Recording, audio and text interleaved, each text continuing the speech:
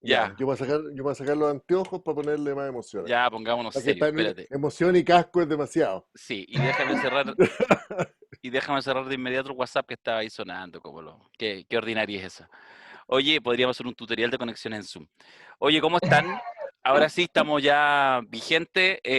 Alberto René, hoy es viernes 21 de agosto, temprano, y vamos a subir esta grabación, que es como una especie como de podcast, que no se entere Mirko, pero no es la cosa nostra, sino que es Ah, ok. la cosa del cine, ¿ah?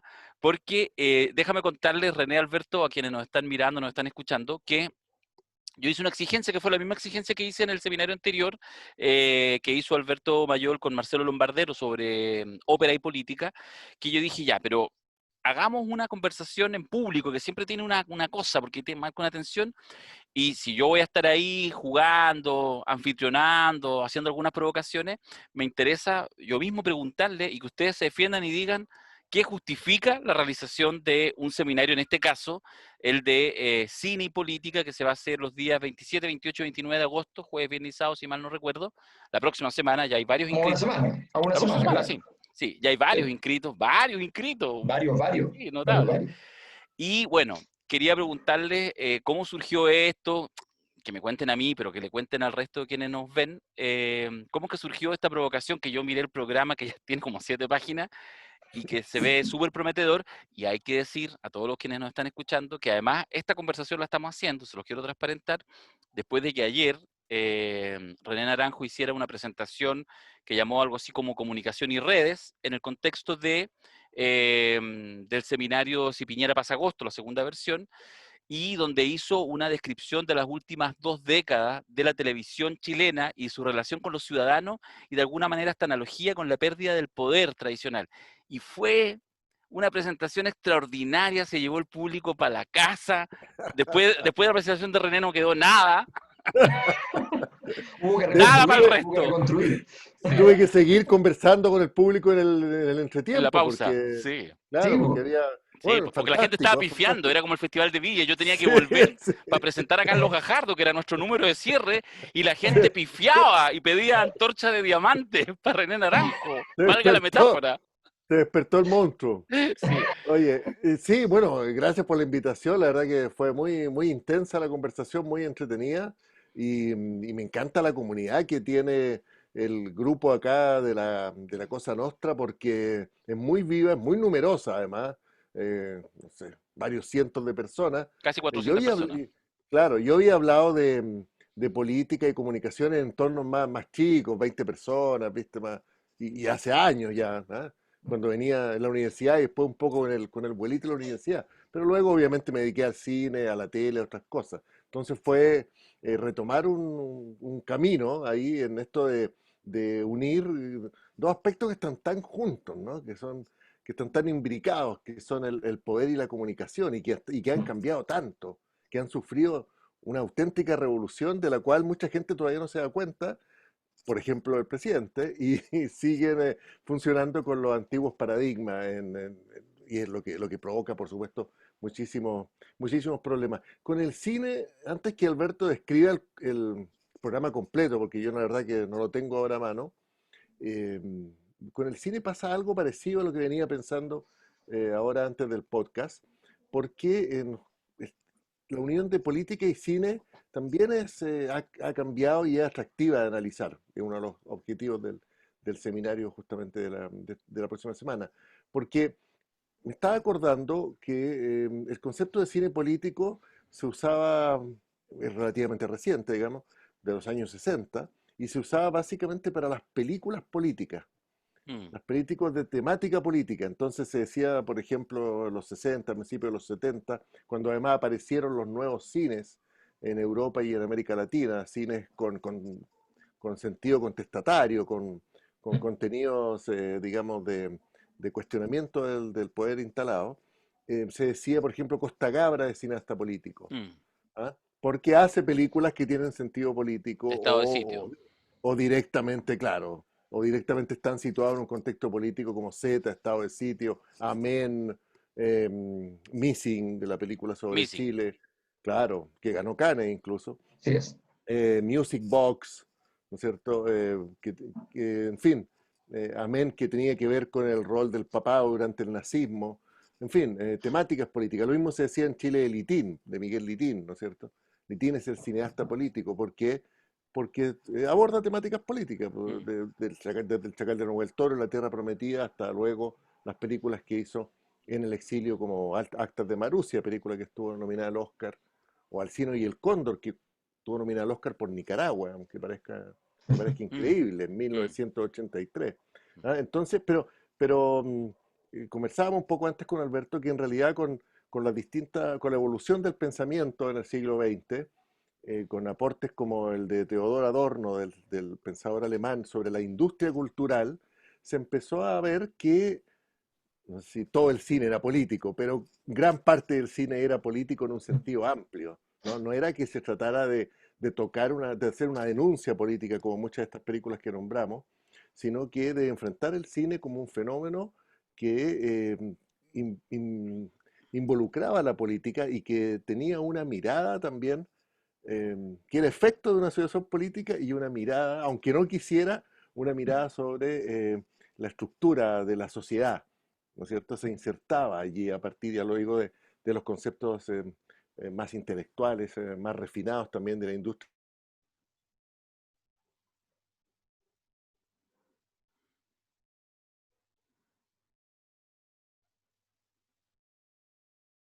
66, pero que quedó olvidada hasta ahora, hasta hace muy poco, que ahora ha sido justamente recuperada su obra y reconocido su trabajo. Y aparece la reivindicación, ¿no es cierto?, de su rol de mujer opacada por los hombres. O sea que el Mm. relato cinematográfico desde el principio, instalado por los hermanos Lumière y por Georges Méliès desde Francia, opacó, obliteró derechamente a Alice Guy del panorama, la borró, la sacó del panorama como pionera del cine y hoy, más de 100 años después, en rigor, prácticamente 125 años después, aparece su figura. Y como eso hay muchísimas maneras de interpretar estas situaciones más complejas políticamente que involucran una visión cultural más profunda, que es el tema aquí que Alberto maneja con mucho detalle, que ilustran también una nueva manera de narrarnos la historia del cine, Alberto. Sí, yo creo que, claro, la gracia de lo que hemos estado trabajando con René está justamente en no seleccionar las películas porque sean de cine político, Claro. sino que seleccionarlas con una intención de comprensión de los procesos políticos. Y hay películas que son cine político y hay películas que no lo son, ¿ya?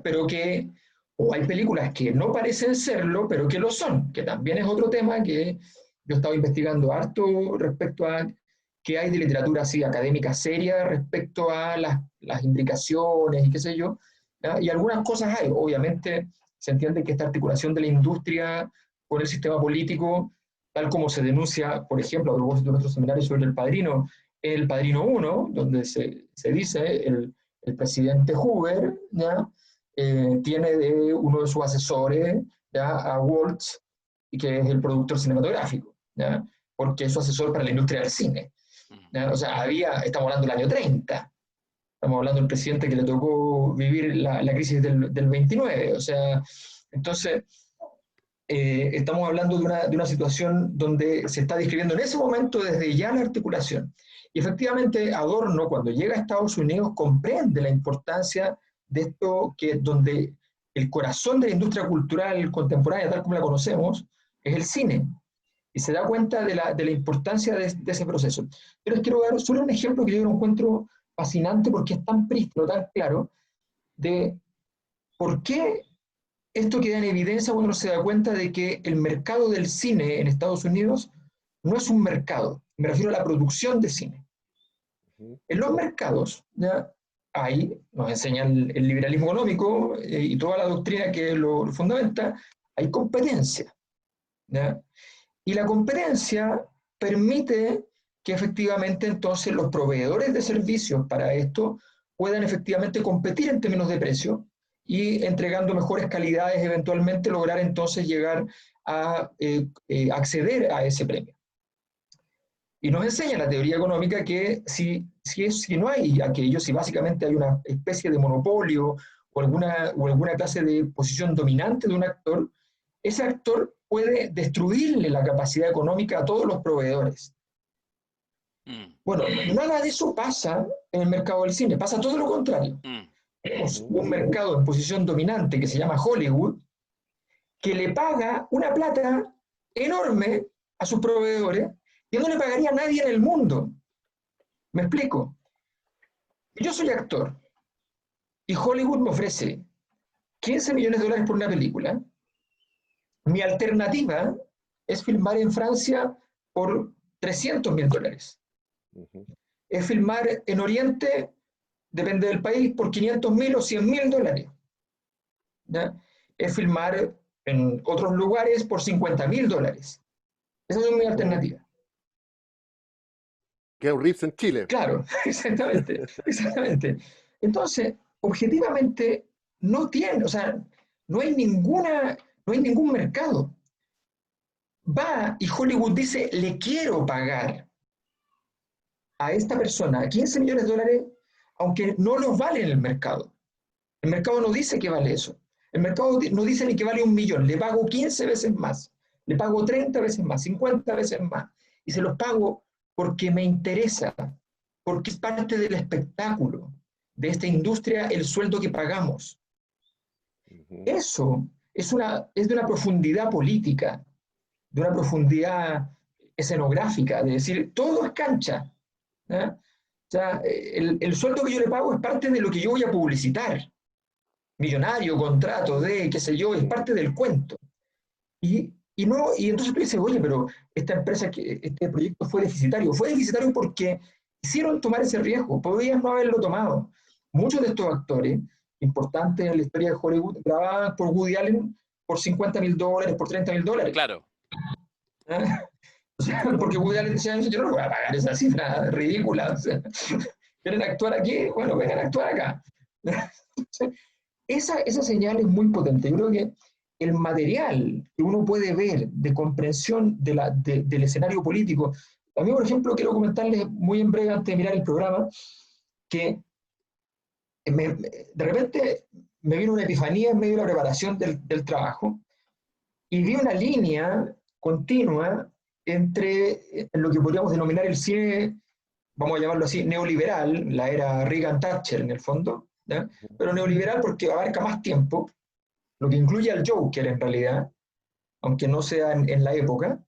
¿Ya? Entonces hice el juego el Joker versus American Psycho, el disruptivo rico con el disruptivo pobre, el disruptivo incluido, ¿ya? Que está citado en el Joker, porque en el Joker aparece la primera escena donde los zorrones de Manhattan en el fondo le están agrediendo, ¿ya? Psicológicamente primero, y todo indica que físicamente a una chica, y este tipo reacciona, ¿ya? Que es una genialidad porque además uno genera un vínculo rápidamente con el Joker, ¿ya? De que el tipo, así como malo, malo no es porque está defendiendo a la muchacha. Entonces, bueno, pero ese juego me parece súper interesante para entender toda una época y para entender un personaje fundamental, ¿ya? Que está como telón de fondo y que es símbolo de esta era Reagan-Thatcher desde el punto de vista pop, que hoy es presidente de Estados Unidos, que es Donald Trump, que sale mencionado en American Psycho como referente de ese grupo, ¿ya? Y que de alguna manera también es el telón de fondo implícito del Joker. Entonces es súper interesante con los recortes presupuestarios, la ausencia de derechos sociales, todo ese tipo de cosas. Creo que es súper interesante cotejar eso con respecto a lo que era la mirada sobre la burguesía antigua, con el discreto encanto de la burguesía de Buñuel, el fantasma de la libertad del mismo Buñuel, con obras como esa, o sea, lo que te da como juego interpretativo para entender épocas, procesos, es una cosa espectacular. Entonces, de verdad el ejercicio es formidable, y un ejercicio que uno simplemente es volver a ver la película con un librito, con un papelito, anotando, ordenando las ideas, y es una cosa formidable. ¿Te convencimos, Darío? Sí, me convencieron. De hecho, si tú me preguntás, yo ni siquiera me interesa ver el programa. Cosa, ustedes si lo quieren comentar. Porque claro, a mí Pero dame derechos para ponerlo de telón de fondo, por último, para que lo vayan Ah, viendo. perfecto, Sí, ya. yo creo que es bueno mostrarlo un poco para que Sí, porque nuestros lo amigos, trabajamos y Está nuestras bien, amigas pusimos. vean está el bien. programa. Ciertamente, solo sobre Hollywood, es que en realidad podemos dedicarle un programa completo a Sí, Hollywood, ¿ah? Decir que el origen de Hollywood también es sumamente político. O sea, cuando los 5 grandes empresarios de judíos huyen de Nueva York, donde Thomas Alva Edison los quería mantener bajo el control de sus patentes comerciales, van con la emoción de fundar en California, al otro lado de los Estados Unidos, una auténtica tierra prometida, un imaginario de tierra prometida. Y ahí van Sux, van Fox, va Mayer, va Warner y Lemle, ¿no es cierto? Warner, Paramount, Fox, Universal, los estudios que van a, MGM, los que van a fundar Hollywood, ¿no es cierto? Y lo fundan y lo fundan con esa idea, porque el proyecto de Hollywood, sobre todo a partir de la invención del sonido, que es una de las cosas que vamos a ver, se perfila como un proyecto político y hegemónico. O sea, Hollywood, como apunta ahí Alberto, no es que quiera ser una simple fábrica de películas para que la gente se entretenga. O sea, Hollywood quiere dominar el mundo. sí, pues, Sí, sí, pues, derechamente. ¿Ah? sí, Los pues. estudios de Hollywood tienen un objetivo.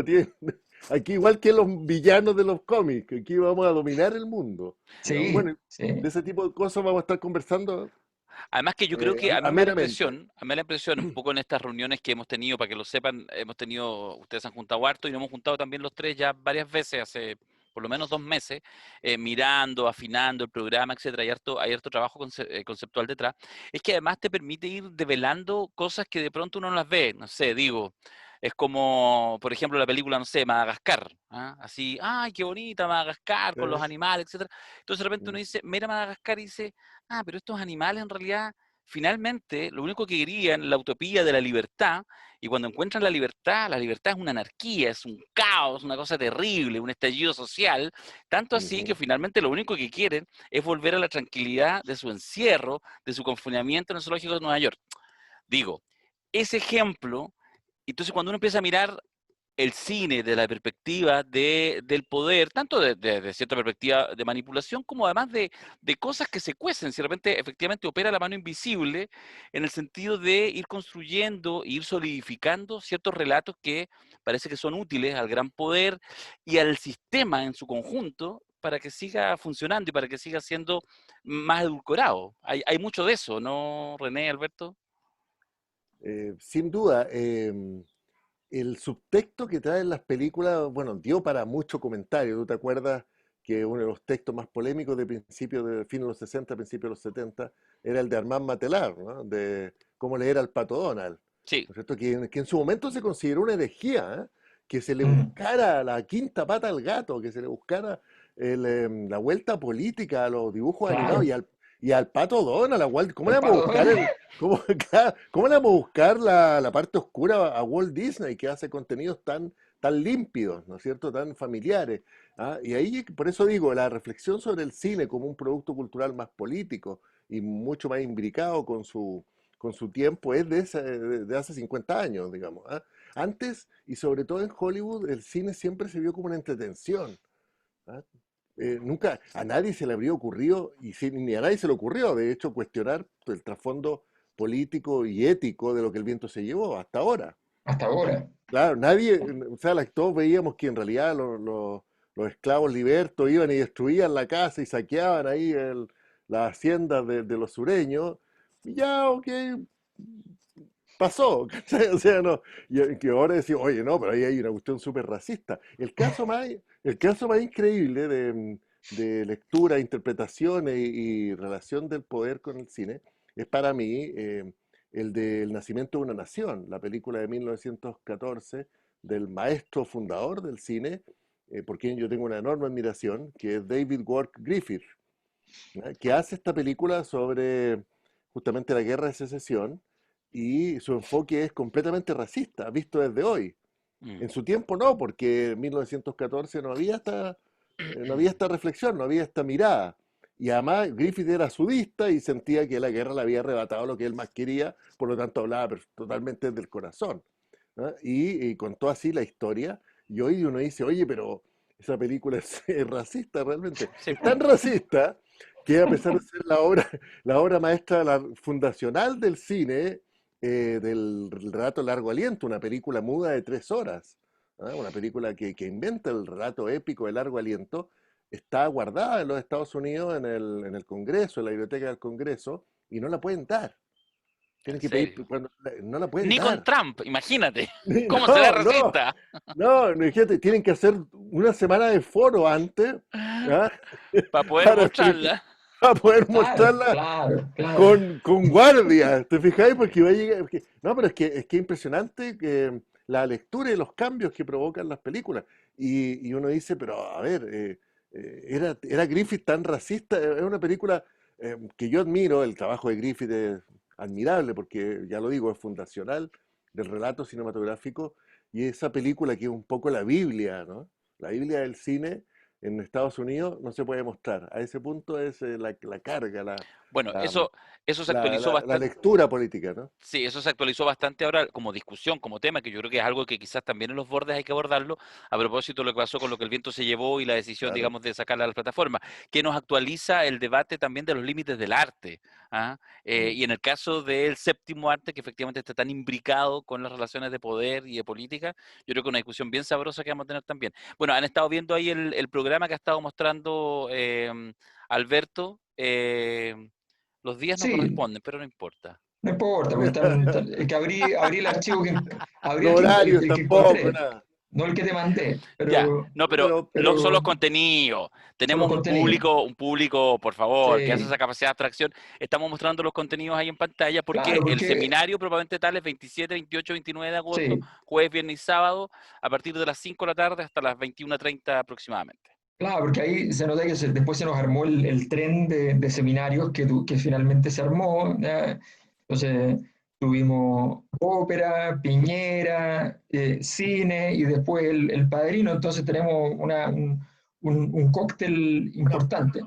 Pero en el fondo es muy interesante el entrar a mirar las relaciones entre las obras, las conversaciones históricas, lo que mostraba René, cómo uno va al pasado y encuentra la misma línea, la misma beta, o justo la contraria, ¿ya? Claro, Cómo se empiezan a limpiar las películas también, o sea, lo que explicaba René, de que hay que hacer varios seminarios antes para ver una película es porque hay todo un proceso de limpieza. Cuando la película es muy, muy dura, muy inmoral, digámoslo así, hay una cosa que es loca. El cine actual es mucho, pero mucho más moralista que el cine antiguo, pero mucho Claro, más moralista. claro. pero O pasa sea, piola. Oye, ese debate de la moral en el cine ese hay que dedicarle extraordinario. otro seminario. Tú sabes que, eh, bueno, cuando se instala el código, cuando Hollywood se instala como industria hegemónica, que a partir de la aparición del sonido, lo vamos a conversar, por supuesto, la unión de tecnología con Mm. poder, porque Hollywood dice, bueno, nosotros tenemos el sonido y nadie más lo tiene. Y aquí, y aquí es donde mandamos. O sea, y aquí se juega el partido. Entonces, ahí aparece la industria. De hecho, los Oscar aparecen junto con el sonido. A ese punto en la Claro, instalación de la industria. Y la diferenciación de géneros también. El western, el musical, la comedia, todo eso. Todo eso se arma entre 1928 y 1930. Y lo que quedaba fuera todavía era el código moral, y eso se implementa a partir de 1932. Y en los últimos años había un redescubrimiento de lo que se llama el cine pre-code, el cine de mm, antes del código, Sí.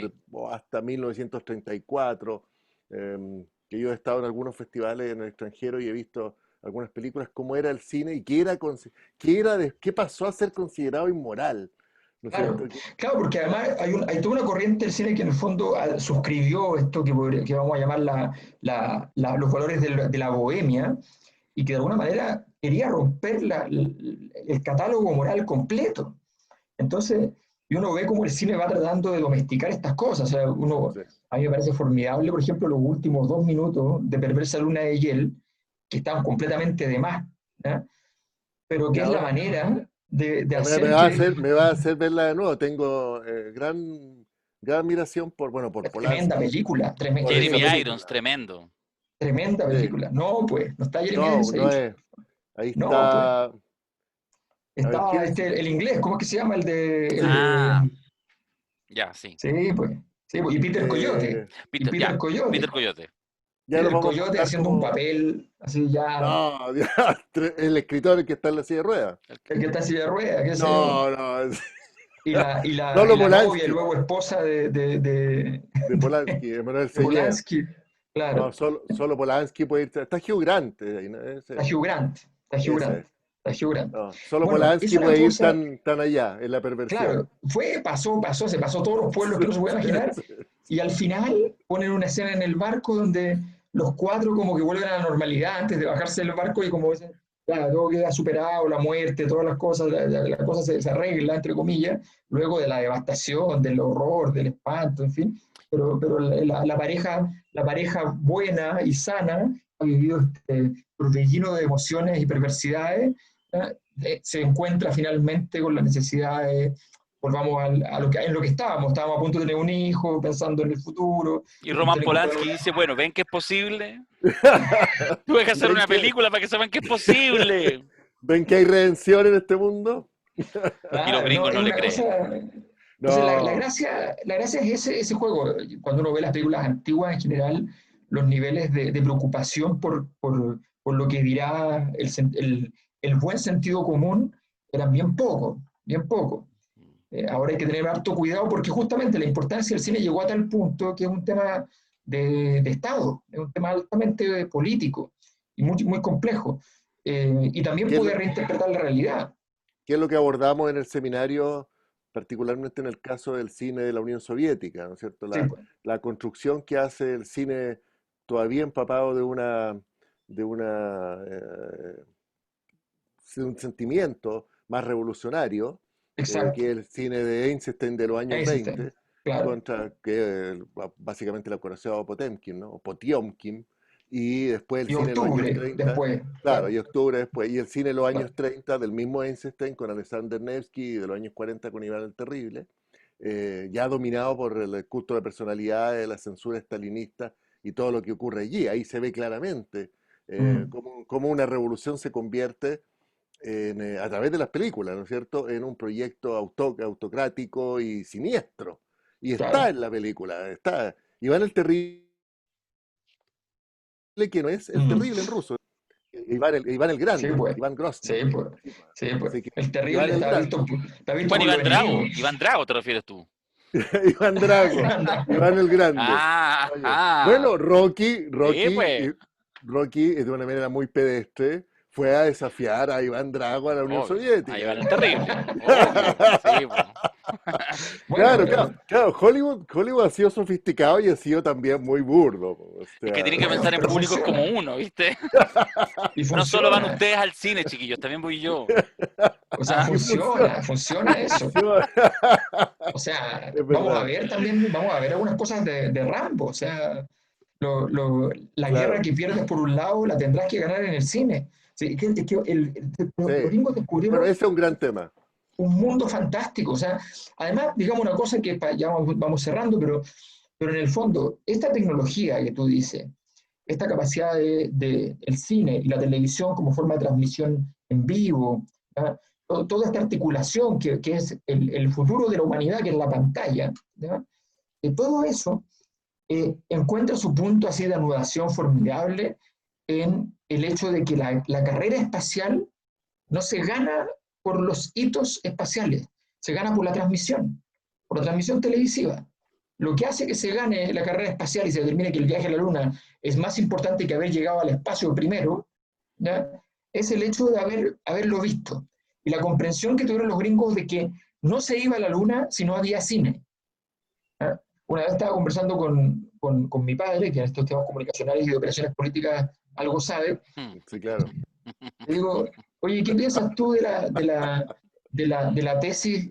Porque hay una supuesta entrevista a Kubrick, donde Kubrick dice que a él le hicieron filmar ¿ya? Mm. La llegada del hombre a la luna. Entonces me dice, debe ser cierto, me dice. Entonces le digo, ¿cómo? Le digo, ¿qué es lo que está diciendo? No, debe ser cierto porque eso no significa que no hayan ido a la Luna, pero como es tan importante tener la filmación, si se te corta la transmisión, tienes que tener una imagen para poner. Entonces es lógico, completamente lógico que hayan filmado la ida a la Luna en otra versión y que algunos de los pedazos que vayamos viendo hayan venido de una película. O sea, yo creo que habría hecho lo mismo, me dijo, o sea, obviamente, ¿cómo te vaya a perder? ¿Cómo vaya a decir se cortó la transmisión y vaya a quedar de brazos cruzados? No, pues tenéis que filmar la Luna. Y me parece que es evidente, o sea, Tiene es porque lógica. los gringos Tiene un punto.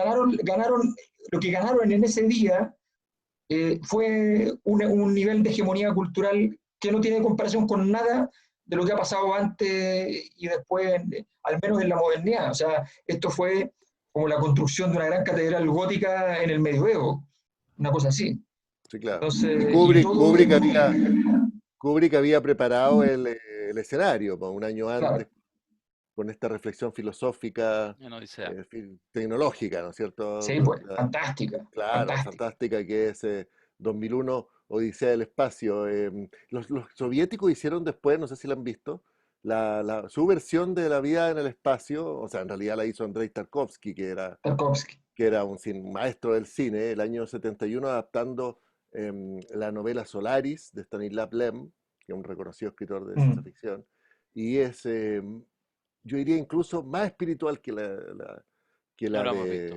que la de 2001. Una película extraordinaria de un hombre que viaja a una base espacial que está en un planeta que es solo agua, Solaris. mm, Y ahí te da el marco, ¿no? El planeta es solo agua y los que se quedan en la estación espacial empiezan con esta especie de magma que los posee finalmente, aunque estén ahí en el protegido de arriba, pero igual les llega la energía, y empiezan a ver eh, con forma corpórea sus pensamientos, sus fantasías, sus fantasmas más bien.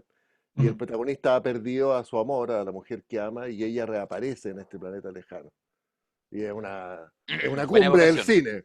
Es una cumbre del cine Solari. Es más lenta que 2001. O sea, mejor. O sea, en este seminario es mejor. Mejor. Claro, Según los, según los códigos de este. oye, pero vamos a tener que dedicarle un rato a Kubrick, ¿eh? Sí, Porque Kubrick. entre La Naranja Mecánica y 2001 Sí, tenemos ahí toda una claro. historia.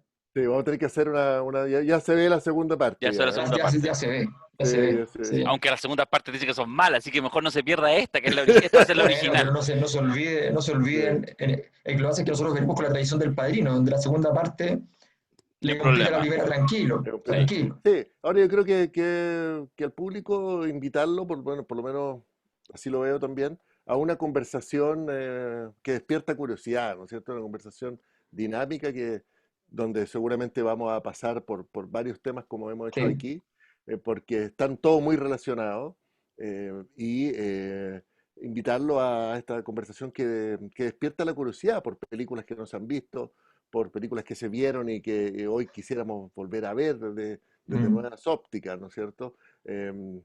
Por géneros cinematográficos que parecen olvidados. Estaba pensando en el cine negro, en lo que se llama el cine negro de los años mm. 40 y 50 de los Estados Unidos, a propósito del cine de Bohemia Sí, sí. que habla Alberto, ¿no? El cine que va contra, a pesar de todo, tiene un germen ahí de contramoral, ¿no es cierto? De Mm, contracultural, sí. donde los personajes son perdedores, donde las mujeres tienen otros valores, no son mujeres con valores edificantes, digamos, sino que Mm, al contrario, son perversas, ¿no es cierto? Pasan otras cosas.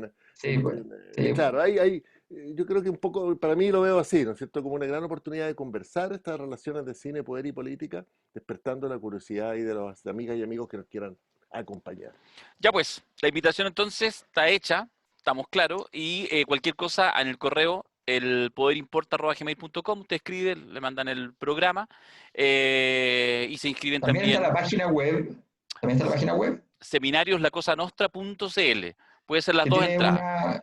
tiene una ventaja para la gente que quiere pagar con tarjeta de crédito, cosas así. De hecho, ya hay hartas ventas de este seminario y ahí no le mucho ni publicidad, y ya tiene hartas ventas desde la página, Y hay, y porque hay, efectivamente hay mucha gente que entra y, claro, ve la posibilidad de pagar en 3 cuotas sin interés y qué sé yo, cosas así.